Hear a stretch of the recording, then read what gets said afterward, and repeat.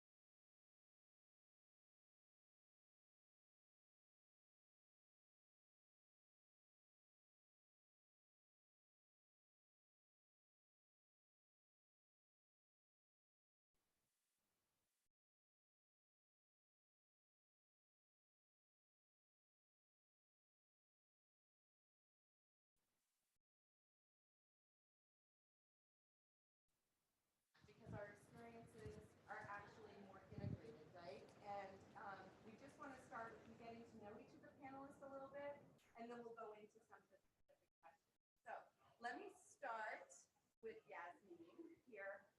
Yasmeen runs an organization called Equality Now. And for the nameless in the audience, I sent out on our feed a little post about Yasmeen and her organization. And when we talk about inequality, there's something really, really different about what Yasmeen's organization does. Can everybody hear me? I should have checked this earlier. My goodness. Hello? Are you kidding? Did everybody hear how funny and amazing I was when the mic was off? Because that's all I've got. Oh my goodness. Okay. I'll start with, I hope you heard the welcomes for those of you on the video. I'm sorry about that if the sound wasn't coming through. And what's different about Yasmeen's organization and what I was teeing up is that when she thinks about inequality and her organization thinks about inequality, they're actually out in the world changing infrastructure, fighting for laws to be changed, fighting for the platform for equality to actually be a reality for us. I met Yasmeen a number of years ago, and she quickly kind of convinced me to come into her organization and work with these amazing women who are doing just what I described. So Yasmeen, please introduce yourself to the audience here and what Equality Now does and personal story about inequality. Oh, okay. Hi. Can everybody hear me? Is this working? Yes. I want to check. Hello, guys. It's great to be here. I like everybody in a circle. It's a very comfortable space. So as Elisa said, hold it up. Yes. As Elisa just said, we met about 5 years ago and we loved each other. And Elisa has been a mover and shaker for Equality Now, which I will just tell you what we do. She's on our advisory board, just so you know, and so is Lisa, who's right there. We are an international human rights organization that is focused on the rights of women and girls. So it means that we are targeting inequality of women and girls around the world, and how we are doing it is getting issues to the policy level, whether it's international, regional, or national, changing laws to make sure men and women are treated equally and that laws address all forms of violence against women. But I'm going to tell you a story of like how I got there, because I think this is work that requires tenaciousness and perseverance and a huge amount of commitment. And I think all of us have our own stories of how we got there and what we would do differently. So for me, I was born here in the US, but I grew up in Pakistan. And when I was about 10 years old, a military dictator came into power. And one thing he did to stay in power, which is very similar to kind of the stuff that's happening in this country, is foment hatred for others, right? And what he said he's going to do is get the laws of the countries Islamicized. Because he said, here we are Muslims. Pakistan was formed on the basis of religious identity. And if we have to have Islamic law, and anybody who's non-Muslim cannot participate.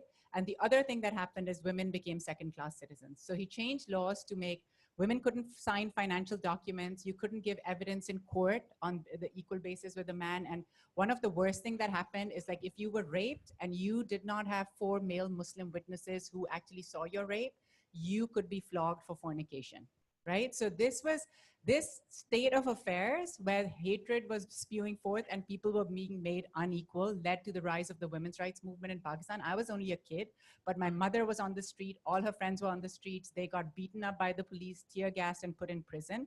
So one thing that this made a very deep impact on me personally, and I realized that, number one, when men and women are unequal, it leads to fear, insecurity, and conflict in society, right? That was like, you saw the rise of all this, and see where Pakistan is now, 30 years later, right? It's like one of the most dangerous, billed as one of the most dangerous places, and we can't even have conversations there anymore. Number two, I realized, is that if your government doesn't treat you as an equal human being, then you are done for. And that kind of set the course for what I do now, because it is looking at the world and making sure men and women are equal. The laws treat them equally, the government treats them equally. And that is not the end all and be all, because as we will hear, there are many, many other things that have to be done, but that is our contribution. So and we're happy to have you here tonight, Yasmeen. And the Equality Now office is right up the street from our New York office 5 here. minutes away, you all should visit. Welcome, welcome, welcome. So the next person I'd like to introduce is Azure Antoinette. And the way I met Azure is kind of very interesting, because I was at a tech conference and Azure came out on the stage and performed a poem. And her poem talked about what was happening in the tech world and in society, a lot of it around inequality. And I was struck so much by her, it was really a performance, but by her creativity and her presence. I left my seat and I ran around the back and I was asking all the folks, where's the green room? Where's the green room? Where's the door she's going to come out of? And I stood there and I waited and I walked up to her and introduced myself and said, you've really touched me. I need to know you. And that was quite some time ago. And since then, Azure and I have become fast friends, and boy, she teaches me a lot. And I'm so psyched you're here tonight. Please introduce yourself, Azure. Yeah, Elisa, the way she tells the story, it was aggressive, and I had just introduced myself to the gentleman who created Netflix, and I was like, I love binge watching shows. And he was like, oh, I thought you were mad by the poem. And I was like, no, that's not what I meant. I really enjoy it. And so keep doing that. And he was like, yeah, good. And we took a selfie on my BlackBerry and it was very big. It's a very big deal. And then I come out the door and Elisa's just standing there like, I have to tell you something. And I'm like, oh, good. I can't wait to hear it. Why are you so close to my face? So, and it was really exciting. And I've been rocking with her ever since. So my name is Azure Antoinette. I am a commissioned poet by trade. I've recently just moved back to the United States from Australia. and I am creative director of a cause marketing firm in Denver, in Boulder, Colorado, and we have offices in Denver. And so we focus on inspiring liberation through creativity. And I think it's such a beautiful time to be back in the United States because there's a lot of change afoot. You all know we had a very big evening last night, which I won't touch on that. Don't worry, Elisa, I'm gonna stay away from it.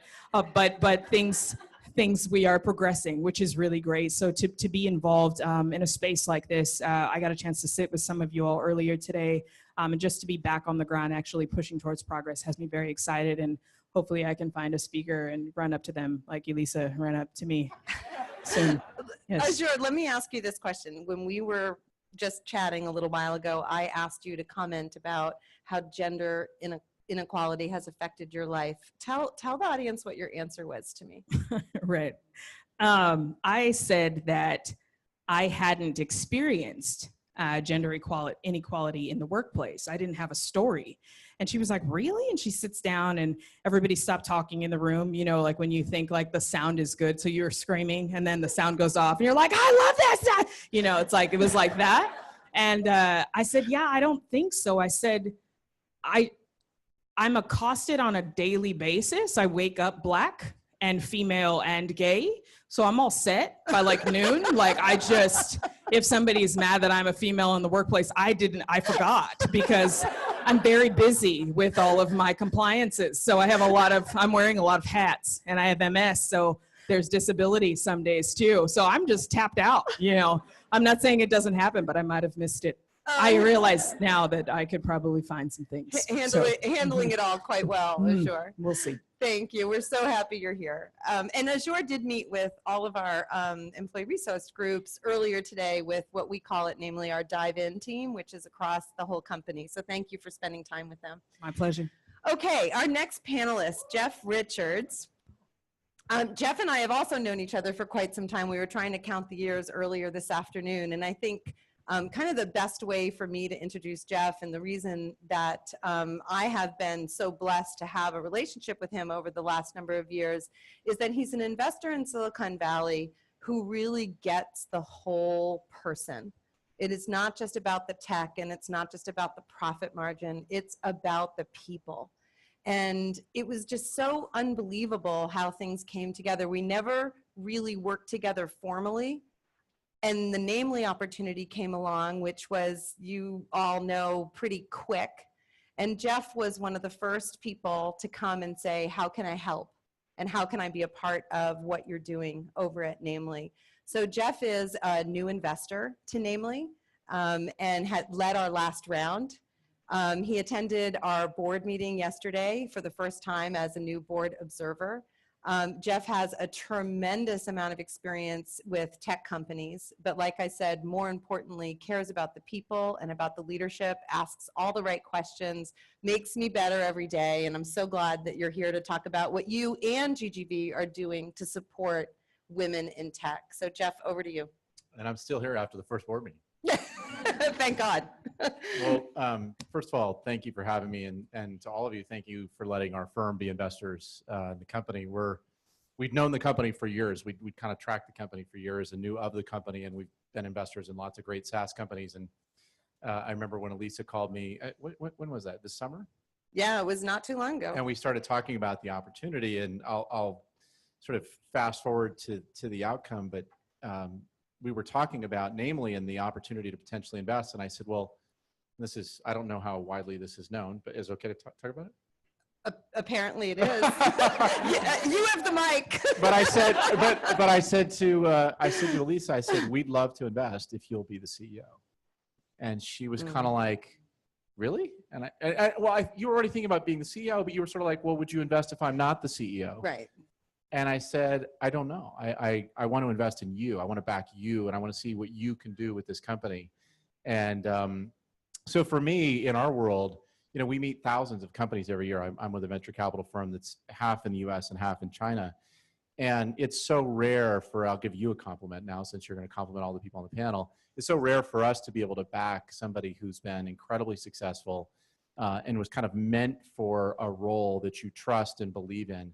and have a chance to back. And I think that transfers from you to the people that are on your team, where I can see some of the interactions that you have with your team. So we're thrilled to be here. It's not just about backing Elisa, although that was the conversation we had. It was all about backing you guys and the incredible company that you built, the product, the customers, all the things that you guys are doing. And I personally only get to make 1 or 2 investments a year. So this is one of them, and I'm thrilled to be here. Thank you, Jeff. We will do you proud. Okay, and our last but definitely not least panelist's name is Lisa Stone. And Lisa, I met many years ago in one of my first manager jobs, and I really wanted to hire Lisa. She's a brilliant writer, understands people, and really gets how to capture content. And so I was in this negotiation with Lisa to come on over and work with my team at this company, and I thought it was going to happen. And then Lisa comes to me and says, look, it's not going to happen. I'm going to go start this company. This is what this company is called. This is what we're going to do. And I'm like, I thought you were smart. I don't understand how you could possibly go do that instead of come work at this enterprise company with my team. Well, of course, it turns out many years later, Lisa was right. I was dead wrong. And she started a company named BlogHer, which basically created a multi-thousand voice platform for women around the country to create change. And then she successfully sold that company because it became so valuable and powerful in the community. She is now the Chief Strategy Officer of Ellevest, which many of you know is based out of New York here. And Ellevest is all about creating a path, education, and plans for women so they can be financially independent and that they can do proper planning for their future and to invest for their future. And Lisa, you've made a huge difference in the world already. We want to know more about you. Please introduce yourself to this amazing audience. Thank you, Elisa. I really did almost not start a company because I wanted to work for this woman so much. Like, Elisa Steele has been just an incredible first mentor and now dear friend. So this first question of what has our experience been and what has been a uniquely maybe gendered issue that I've run into. And I'm obviously someone with a lot of privilege, right? As a white cis hetero woman who has had pretty good education. And this has been, Elisa was not the first person to tell me I was crazy, wrong, and it wasn't going to happen. So when I left CNN in 1997 for the internets, it was because Turner News had been bought by a company called Time Warner, and my marriage ended. My 10-year marriage, and I had a 1-year-old baby I had to support in Silicon Valley. At the time I left, went to web TV, and I was like, wow, $99 set-top box, pull a computer through your television. Pretty cool. I grew up in Montana. This would have changed life an awful lot. And I got in these conversations with these amazing engineers there. And they were like, yeah, women are never going to go online. And I was like, okay, the server data indicates that just as many moms as pops are buying this set-top box for $99 in rural areas as well as urban. They're keeping pace if they can get it. You know, it's not going to happen. Like, okay. Then Microsoft bought Web TV, and I went to women.com as executive producer and then VP programming and editor-in-chief. And then that thing went through going public and becoming a penny stock. And I realized that I was sourcing better stories through the message boards and the IRC chats than any of the Hearst editors, God bless, were coming up with through that Hearst-backed company. So I fell in love with what was happening in early social media. Ended up at Harvard on a fellowship, and that was the year of 9/11. Blogs took off, and I realized this is it. Sponsorable, gorgeous HTML on top, party in the back. This is going to work. So I came up with, spent half the year at MIT studying how people interact with the emotional connections, other half at the Kennedy School and the business school coming up with a model. I came back to Silicon Valley, tried it out at law.com with two brilliant women named Stacey Aratondi and Jennifer Collins, and we developed JavaScript. We syndicated advertising out and headlines back signed everyone to a mutually beneficial cooperative agreement where they could participate in the revenue generated. We sold continuing legal education. Y'all, it was a publishing model, super working. And then someone, I was blogging for the LA Times and blogging for law.com, and someone said, well, I just really think that I'd like to know if there are any women blogging. Said my now friend Kevin Drum at the Washington Monthly. Okay, just light the web on fire. People just went absolutely crazy. There were already millions of women blogging. And so at the time, people said women won't blog. So what does that sound like? Women won't blog. Women aren't going to say anything interesting if they do blog. And even if they do blog and say something, no one's going to be interested in sponsoring it. Roll tape back, 1997. Women will never go online. Women will never be interested in computers. Okay, roll tape back to the 1960s. Black people don't need the vote. Roll back to the 40s. Women don't need to drive. It might be dangerous if they did. Roll tape back to the 20s. Women don't need the vote. Come on, y'all. So my experience has been watching the degree to which emotional responses and stereotypes to real data sitting in front of my face have everything to do with conscious and unconscious bias. And now that we're marinating in the cultural scenario that Yasmeen's been talking about, there are lots of things we can talk about ways we can support each other, use data, but also storytelling around emotion so that we can break out of these thinkings, build great companies, and work much more effectively together. Thank you, Lisa. Awesome. Okay, so time is absolutely flying by. We're going to do 4 quick topics. Our panelists are going to answer around those topics, and then we're going to open it up to questions. So the first topic, we're just going to continue on for a minute here on gender inequality.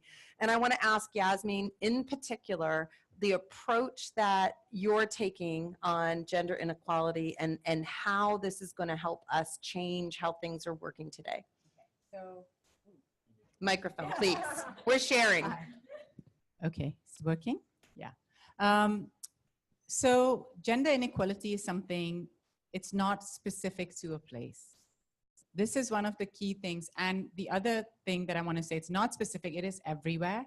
People might not feel it. And in the US, I think for the longest time, because I have 2 kids growing up here, a lot of young people didn't think that there was gender inequality, right? That's how what we were seeing is people got into their jobs at around 30, they hit some glass ceiling or something happened, they got harassed at work or something, and then they were like, oh my God, life sucks, we are not equal. You know, that's when the realization, for somebody growing up in Pakistan or say Saudi Arabia, that realization is pretty immediate. But what my point to you is gender inequality is everywhere. And the other point, to Lisa's point, is with the communications we have right now, bad ideas travel really, really, really fast, right? So if there's gender inequality somewhere, you bet if you don't do something about it there, it's gonna come to your backyard, right? Because that's how the world is and that's how quickly things are. So what Equality Now does is we work with grassroots groups all over the world, right? So whether it's Yemen or Guatemala or Spain or women's groups who say, these are the issues that we are having. These are the key problems that we think we can solve. But what we found is a lot of times, you know, as Lisa was saying, women were not being taken seriously. People are like, who's going to listen to them? Our experience is that grassroots women's groups around the world are not being taken seriously by their governments, and they don't have the funding to become big or powerful organizations. So we go and listen to them. And because we are present internationally, so we have an office in Nairobi, where we deal with the African Commission and the African Union and all that. We have one we are just setting up in Beirut in the Middle East, where we deal with League of Arab Nations. We have one in Europe with the European Parliament, European Commission, one in New York, deals with the UN and, you know, the DC people. So we have access to all the international axes of power that policy, regional and international policy is decided. We also have access to all the women on the ground through our partnerships and through our offices, and we work with them on a very equal. This is very key. You cannot be swooping into some country and telling them this is how you do your business, right? It is about respecting the organizations that exist there, the issues that are already percolating, and supporting them in the way that they want to be supported to take their issues up, whether it's at the national level, whether it's at the regional level or the international level. So I'll just give you an example. One of the key things that we found out, I don't know how, you guys are so young.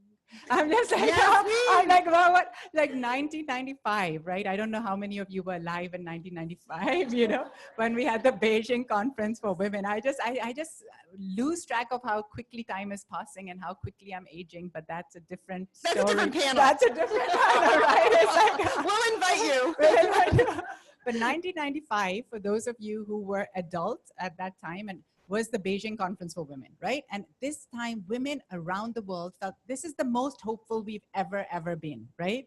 This is when we all went to Beijing, China, and we said, we are going to work together as women and get a Bible on women's rights, and governments are going to commit to like making changes, right? One of the things that came up in the Beijing Platform for Action is that in 10 years, which is 2005, for all of from 1995 to 2005, governments are going to repeal all laws that discriminate on the basis of sex, right?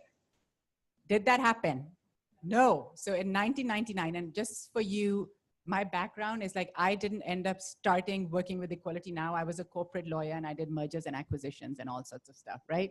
That's my background. I was sitting at Davis Polk and Wardwell, which is a big law firm. And I got a call from Jessica Neuwirth, who's one of the people who started Equality Now. And she's like, it's 4 years after Beijing. We don't have a single law that's changed. And we're like, what? Why? Why is that? Governments have come and committed, but nothing's changing. And the reason was nobody knew what a sex discriminatory laws was, but they signed the agreement that we're going to change it. So our first thing, she's like, please take 6 months off. We have no money at Equality Now. Come over here. We'll sit together and we need to get in touch with all the women's rights organizations all over the world and the lawyers organizations and see where the law on its books treats men and women differently. Now, this was a huge project for 1999. The internet was in its infancy, okay? You couldn't get any information. You could only get all sorts of pornography. And when you could only get, no, Easily. Yes, very easily. So you put in like Israel woman pregnancy and you got pregnant Israeli women naked, like in all sorts of positions. So I've had a big education on the internet. But what we found is facts still worked and we had contacts and we went and connected with women's rights organization in every country of the world. We were like, please look at your books and send us the laws, right? It was, you would be surprised because these laws still exist in the world. There's a ton of laws, whether it's in personal status. And personal status, I mean, whether you can give evidence, whether you can drive, whether you can vote, where women were not given rights, right? Your family status, do you have right to custody? Do you have right to divorce? Can you enter into marriage on your own volition? If you're married, is your husband head of household? Is there wife obedience laws? So there's a bunch of laws like that. Then there are laws on your economic status. Are women allowed to work? Do you need your husband's permission? Are you allowed to travel? Can you work in certain jobs and in certain times? Can you be educated as you want to? All these laws. And then the last area was violence against women. And surprisingly, there were laws on the books that allowed domestic violence. So in Nigeria, this law is current right now. There's a law that allows a man to beat his wife, to chastise her. There are laws that allow honor killings because if a man has murdered his female relative when he suspects of something, he can get exemption of penalty, right? There were laws that allowed rape. Like if a rapist married his victim, he's free from penalty, right? So there are all these kind of laws that currently exist and they existed in 1999 and we put them all out there. And from that time to now, more than 50% of the laws that we have highlighted have gotten changed. And this is in working in tandem with women's rights groups and bringing this in very creative ways to the UN. Because who do we want to change? It's the governments. Where are all the governments? They are the UN. We launched our first report in 2000, which is 5 years after Beijing. And we were thinking, what do we want to do here? Like we want every government representative to come and listen to this, but the report is really boring. I mean, I don't know how many of you are lawyers, but laws are really boring and it's very hard to look at a report that has laws. So we got Sarah Jones, who is, I don't know if any of you have seen her show. She is now in Broadway and she's a poet and actor who can do any voice of any woman, right? So we had her create a show called Women Can't Wait, which was, she became 15 different women from different parts of the world. She was a 90-year-old Russian woman and she was an 8-year-old Kenyan woman. And then we said, we want everybody to come and, come to the UN and do this. We're like, why would they come to this? Again, it's women's rights. They are not taken as seriously. We're like, who do all the member states want to see? Is it Kofi Annan, who's now passed away this year, but he was the SG, Secretary General. We're like, no, they see Kofi Annan all the time. Who do they want to see? They want to see Meryl Streep. So, right? Like, so you do a show and we got all the stars of Hollywood that all the governments wanted to come see, and we had them launch this event. And then we did this event in a creative way where Sarah Jones had them laughing, she had them crying, and literally 50% of the report laws changed because you had attention of the government, and we did it in a way which was not beating them on the head with a hammer, but through humor. Yeah. And Right? So those are the things that need to be done. Thank you, Yasmeen. And I think, obviously through her story, what Yasmeen and what Equality Now are doing are changing the core infrastructure to actually allow a platform for equality. I think it's obviously incredible work.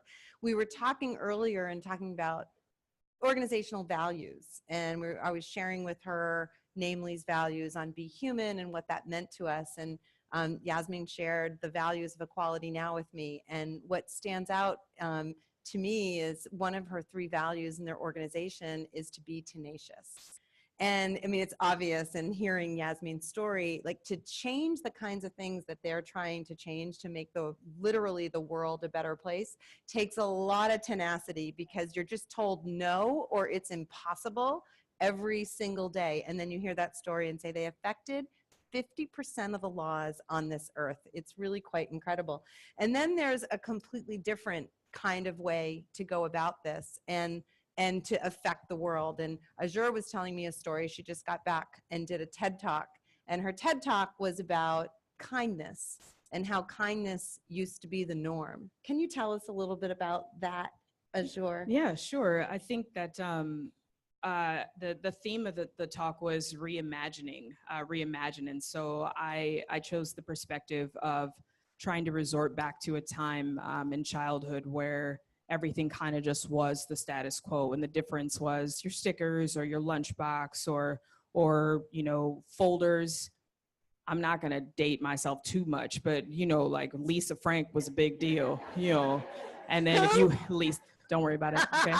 And then you had trapper keepers, and like that's how like you could pick your little squad by like the supplies that you brought. Like it was not like what's your ethnicity, like what box did you bubble in. Like people didn't say stuff like that. And so it became trading snacks and things like that. And I don't so much think that you can resort back to that today, because as adults we all know so many things, but I believe that children model a lot of the silos and the spaces from compassion that I think that we continue to lose as we progress and we get a lot older.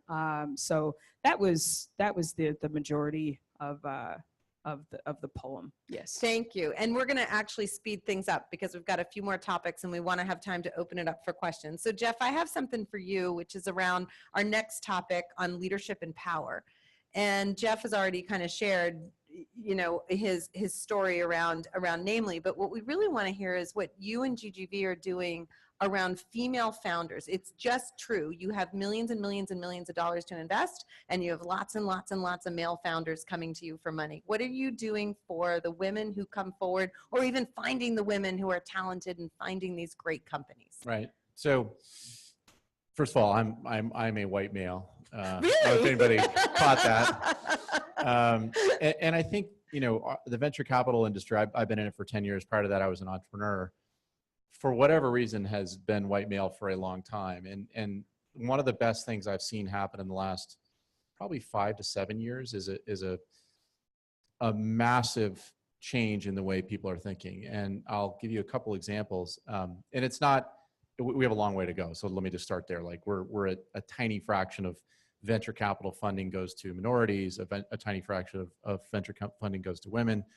But I think, similar to your example about changing 50% of the laws, at least the approach that we've tried to take and I've tried to take is, taking specific actions that can change the vector. So I'll give you a couple of examples. There's a guy here in New York, Ed Zimmerman, who's a lawyer at Lowenstein Sandler. And Ed, about 3 years ago, just came out and said, I'm not going to attend a conference or be on a panel unless half the panelists are women. And you kind of think, well, that's not that sounds interesting, but it's not that interesting. But then you start going to tech conferences and you realize that everybody's a male. And Ed's not there. And you're like, and so, and even we had a conference that we put on a few years ago where, and it was put on by one of our vice presidents who's a female. And I sent Ed the agenda and said, we're looking forward to having you be part of it. He goes, 75% of the speakers are men. I need you to shift the ratio. And I emailed Robin and I said, hey, we need to shift the ratio. She's like, oh my God, I've already set the speaker lineups. I said, well, you got to change it. And we did. In 48 hours, we changed it. We had 50-50. And it was an awesome event. And I went up to Ed and I said, thank you for just highlighting that we weren't doing what we needed to do. And so since then, we've been very conscious about that and making that happen. And guess what? You can do it. You just have to be conscious about it. And so I think a lot of it is the conscious behavior, right? How can I consciously meet with more female entrepreneurs? How can I consciously get a chance to back more female CEOs? How can I consciously fund more women entrepreneurs? And I'll tell you, in our firm, first of all, more than half the employees in our firm, half the people in our firm are women. So we have 70 people in the firm, more than half are women in the US and China. We have the top ranked. Not typical at all. That's awesome. Not typical, Yeah. not typical, that's true. We have the top ranked female venture capitalist in the world, Jenny Lee, who is unbelievable. And in the first half of this year, we were the leading venture firm in the U.S. in terms of funding female-founded startups. We were number one. That's so, awesome. And so it's, I mean, compared to the things that you guys are working on and talking about, it's not. It doesn't feel like we're changing the world, but I do think that all of these things start to matter, right? Backing more female entrepreneurs, changing the ratio at conferences. You've got firms, very powerful firms in Silicon Valley like Sequoia Capital and Andreessen Horowitz, neither of which had a female partner until a year ago, 2 years ago. Yeah, very, very. And now Andreessen has several, and Sequoia has Jess Lee, and I think maybe one more. So, I mean, it's happening. It's not happening fast enough, and we need to keep pushing. You've got Aileen Lee and her group with All Raise that are doing some amazing things and calling attention to this. And then you're seeing, even in our firm, I'll give you another example. We had an opening for a senior associate this summer, and we very specifically said we wanted to hire a female into that role. And I mean, I saw amazing candidates. We always get amazing candidates for those kinds of roles, but we really were focused on, we found a phenomenal woman who started in September, and she's kicking ass. So, Awesome. So it's, I don't, I wish I had a more macro thing that we could do to change, wave a wand and change the industry overnight. But I think all of these little things are changing it. And I do believe that over the next 3 to 5 years, you'll see it change. So hold that thought, because that's one of the key things we're going to talk about when we close. Lisa, I want to ask you, what do we know about women in terms of why they're not planning for financial independence? Ellevest was just recently kind of bloomed from Wall Street. What do we know about women, and what are you doing to support what we need? Well, we need a great deal. So Ellevest is a feminist financial platform to help women and allies close the money gaps through a process of financial planning, investing, and career guidance. So it turns out that women tend to keep 71% of our assets in cash. And we do it not because we're risk averse. We do it because we are risk aware. And our trust in Wall Street, which has written financial rules like the back of a baseball card, where if you don't play it or you don't coach it, you're like, what the heck is this? Like I had that kid. There's really almost no way to get in. The challenge with that is that it's purely safe by itself in that savings account. It's also safe for market growth or compound interest, right? So let's back up a little bit. I mean, if you look at a key series of data about women and money and power, we have some great news here. Women control and or influence $11 trillion today in the United States. 5 trillion of it plus is our own, right? This is the single best educated, wealthiest working group of female Homo sapiens who have also married money and inherited it, right? But we're keeping so much of it in cash. And according to the Atlantic Monthly, the average American can't put their hands on $500 in a crisis. We also suffer from pay and promotion gaps. We import these pay gaps when we walk into our positions, and we tell the well-intentioned, sometimes HR departments, what we made at our previous job, and we're this much less than the other people, this much more less if we're women of color.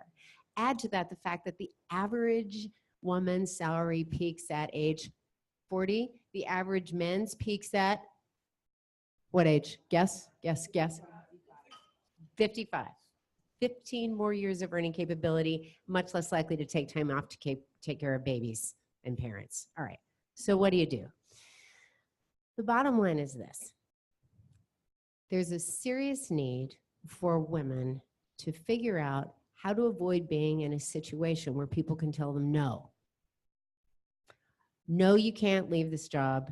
No, you can't leave this toxic relationship. No, you can't start this company. No, you can't create advantages for your children that you didn't have. Our CEO, Sally Krawcheck, who is one of the very few people and the only woman to run 2 of the 5 largest private wealth organizations on Wall Street, including Merrill Lynch, which had $21 billion under management when she ran it, calls it take your hand off my leg money, right? I think Refinery calls it the FU fund, right? So the bottom line is this.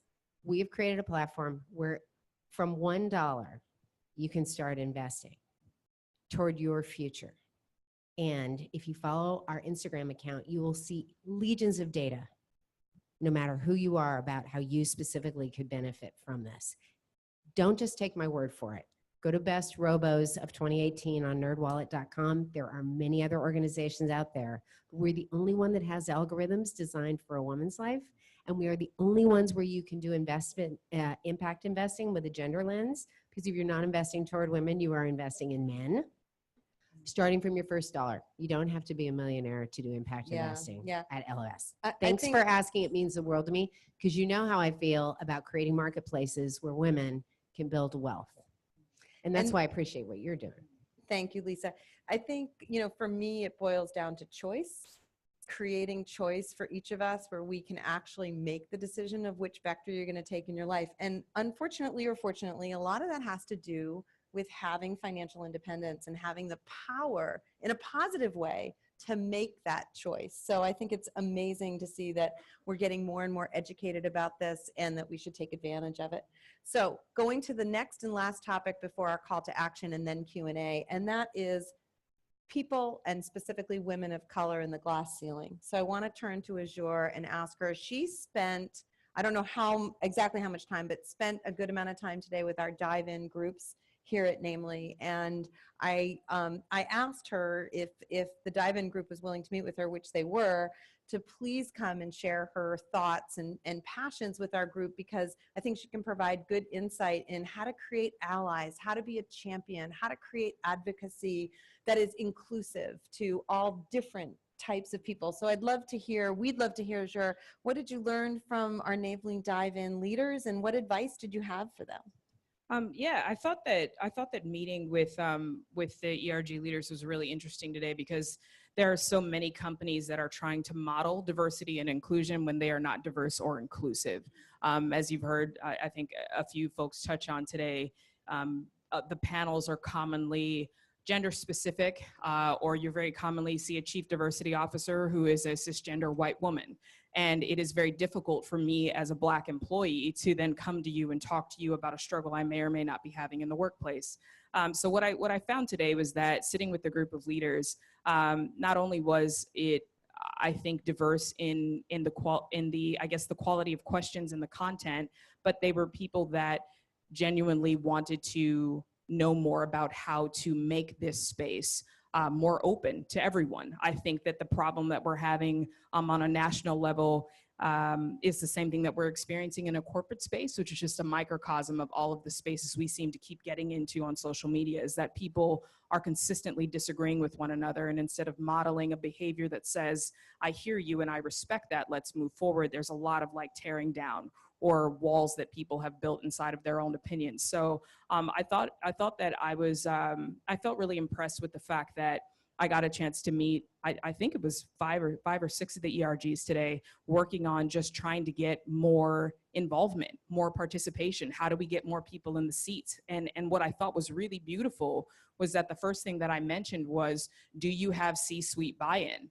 Do you have buy-in from the people that are all the way up at the top, signing those P&Ls, making sure that these funds are assigned? And they were like, we have that.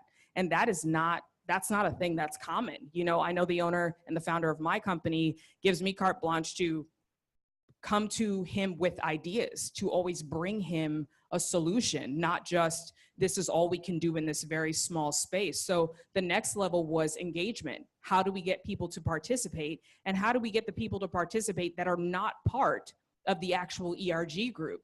And that was a really big, that was a big conversation piece, because we cannot continue having conferences and meetings advocating advocacy and equality to the very people who already get the message.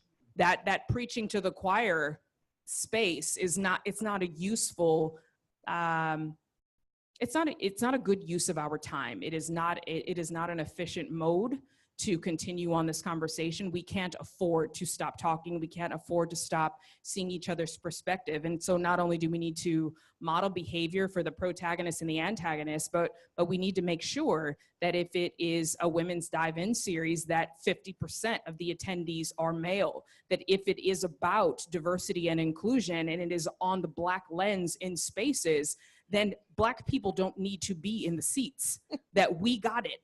Like I fully am aware of the perils that it is.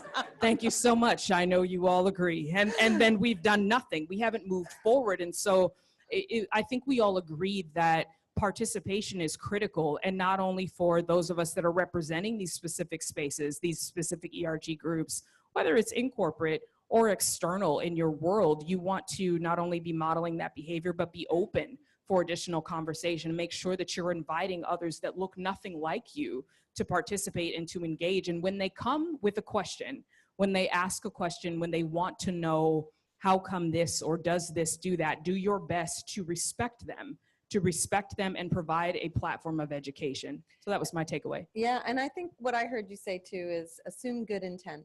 So sometimes it's scary to ask a question, or it might be perceived wrong and it's not what was meant, but assume good intent so that we can educate and share, because we're not all the same. And thank you for spending time with them today. Absolutely. So we're going to go to our call to action and then open for questions. And the call to action that I'd really like to do with this panel is what I call micro actions. We have a big global problem here, and we could go on all night long about all of the things that are still troubling us.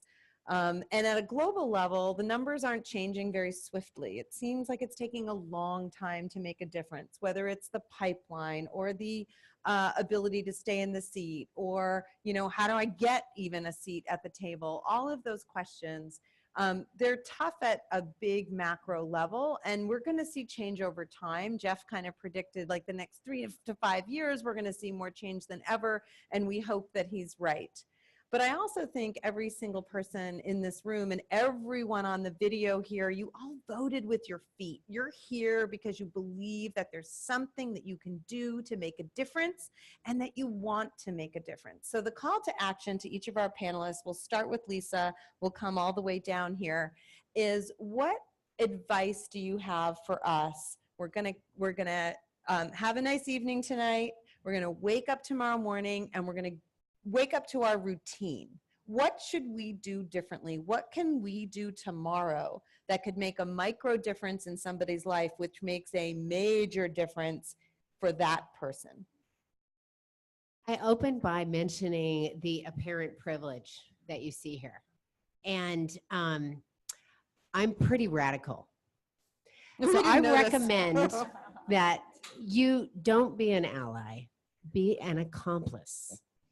Ah, There's a difference. very nice. There's a difference. So, for example, if you care about LGBTQIA issues and you are not LGBTQIA, as I am not, go to the head of the group, go to the organization, say, you may or may not want me in this meeting. I just want you to know, I want to know if there's a role I can play here. Thank you. I'll take my answers off the air. Leave the room, right? Just keep volunteering for the things you care about, and don't just sit there and wait to be invited in. We don't have time for passivity. White women, look at the voting record in this company. We have to get our ass in gear, right? There is time to make a positive difference and be anti-hate, whatever your political beliefs are. Get moving. Okay, so that's super easy. All of our dive-in groups are on Slack inside of Namely, and we can wake up tomorrow morning and join one that we have not yet joined. Lisa, that was an awesome call to action. We got it. Jeff, how about you? Let's start.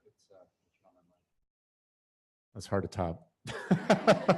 And I know the other two are going to be good. So it's hard. We love you, Jeff. I guess here's one thing to think about. Like, you guys are working for a company that I fully believe in the next 5 to 10 years is going to be a very special company. It'll be a company that people are very aware of and looking at as a company that, you know, and I think back to like when Google became Google in the mid 2000s in Silicon Valley. You know, it wasn't normal to have like free dry cleaning and great maternity leave and free food. Like, nobody did that. And Google did it, and now everybody else does it. And, you know, Facebook did it and others did it. And so there are things, and again, I'd come back to the point of like, Elisa, trying to back you into the role of CEO. You know, are we having this panel conversation if you're not the CEO? I don't know, but I love the fact that you are having it. And so keep doing more of this stuff, make this the norm at Namely, make it become known as a company that has these kind of conversations and has these kind of initiatives and efforts and guest speakers, and maybe other companies will follow suit and say, oh, wait, I can build a multi-billion-dollar software company and actually have a diverse workforce and leadership that is diverse and all kinds of interesting conversations. You know, in the same way that Google and Facebook kind of set trends that others followed, I think you guys have that kind of an opportunity here. And I'm, you know, I'll be honest, this is the first, I don't get invited to a lot of diversity panels just because for obvious reasons. Why not? But it's the first one I've been a part of. And so I'm super encouraged that this becomes the norm at Namely and other companies follow suit. I really think it's an opportunity, and engage the investor community and engage your board members in trying to make that happen and be supportive of it and fund it and do all the things that you guys are doing. So I think, Namely's, do we want to take that aspirational goal? I think we do. Thank you, Jeff. Azure, what's your call to action for us for tomorrow morning? I get invited to a lot of diversity panels. Yeah, I will. Next time we can go together. It will be very exciting. It's going to be very, very good. I think empowerment is my biggest takeaway. When I accepted this new job, the owner said to me, I heard your request for what you wanted to make as a salary, and what I want to do is empower you not to settle. He said, I could argue with you. I could say it can happen in this amount of time. If you do these things, I will meet you here. But he said, I want to set you up for success. And that for me was the biggest investment that I had received from someone in a long time that said, I'm going to hand this to you. Go do the thing. Like, go be great. I'm not going to force you to ask for less. And so that acknowledgement of hearing me as an individual made a very big impression on me. And so for the days where he drives me up a very, very tiny wall, a very small one, the littlest wall you can find, I'm like, my leader has empowered me to do a thing. So I'm going to go and be great. And so if there is any space that you can to lift someone else up, to say, I not only acknowledge and I hear you, but I see you and I'll raise you, then I think that you should do that. I think that you should act. I think you are absolutely right, Lisa. Like, we don't have time to be passive. We don't have time to lightly step. It is time to move forward, and very boldly at that. Thank you, Azure. Yasmeen, what do we do tomorrow morning different than today? Okay, so I'm gonna.